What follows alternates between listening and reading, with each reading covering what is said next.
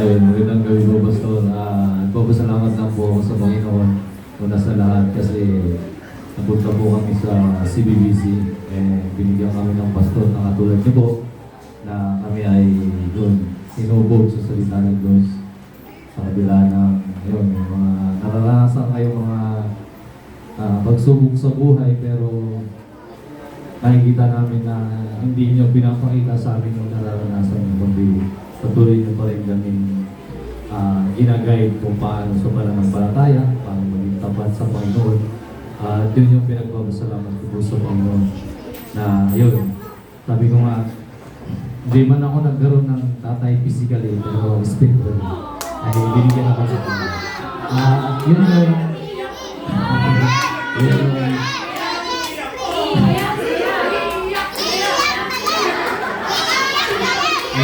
ayun yung pinagpapasalamat ko sa Panginoon kasi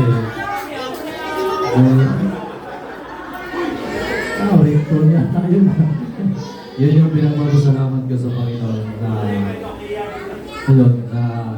binigyan ako ng tatay spiritual ng Panginoon. Yun yung pinakamalaking bagay na natanggap ko sa Panginoon.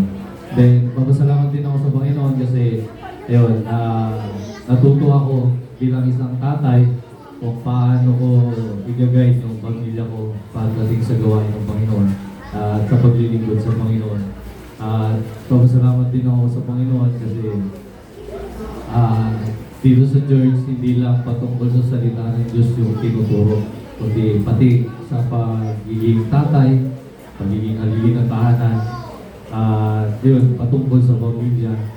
Kumbaga, dito sa church ay all in na yung tinuturo.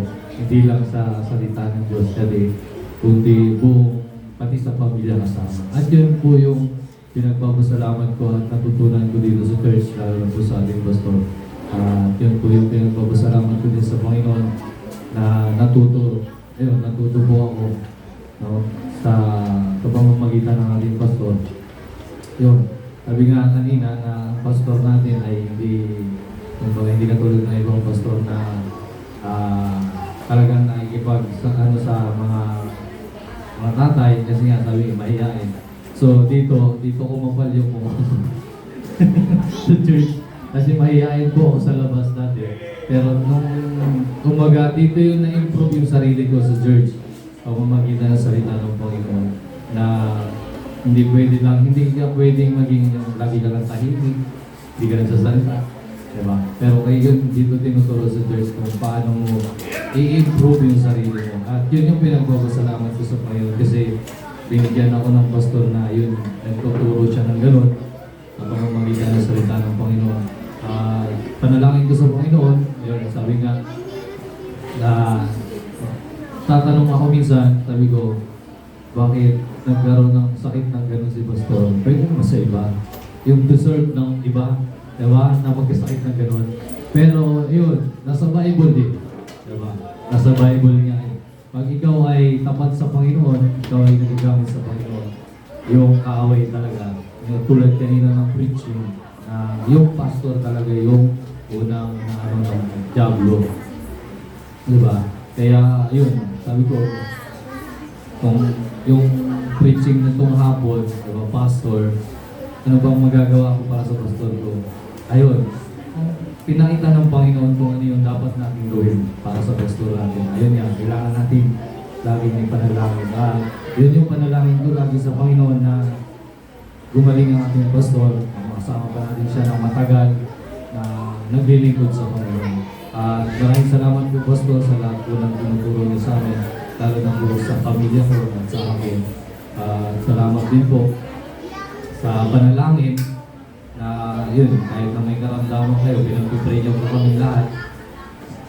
Yun po ay maraming bagay po sa amin, sa pamilya ko. Salamat din po, kasi nung nawala ako dito, pero hindi ako umalis, pumunta lang sa ibang bansa. So masalamat ako kasi sila yung pamilya ni Pastor yung nag-guide sa pamilya ko. Na kumbaga si Pastor, nalagaan niya yung bunso ko pero hindi ko naalagaan. Kaya nagpapasalamat ako sa Panginoon na meron tayong pastor na, na kahit na, siya yung nag-aalaga sa member, sa mga anak ng member, kung kaya niyang alagaan, naalagaan niya, kay Lumira, di ba? Kaya talagang blessed tayo na nagkaroon tayo ng ganitong pastor at kanyang pamilya dito sa Dibolo. Kaya maraming salamat po, Pastor, sa lahat ng ginagawa niyo para sa amin. Yun po ang panalangin ko at ang pamilya ko po ay gumaling na po kayo ng maaga. Makasama pa namin po kayo ng mahaba hanggang naglilingkod sa Panginoon. Gagawin tayo ng Panginoon. Ayun po, alam po namin na lahat ng ginagawa nyo ay para sa Panginoon. Alam ko rin naman po na ang Panginoon yung magbabalik na lahat ng sakripisyo nyo para po sa amin. Happy birthday po at Pastor, lagi po kayo mag-iingat. God bless po.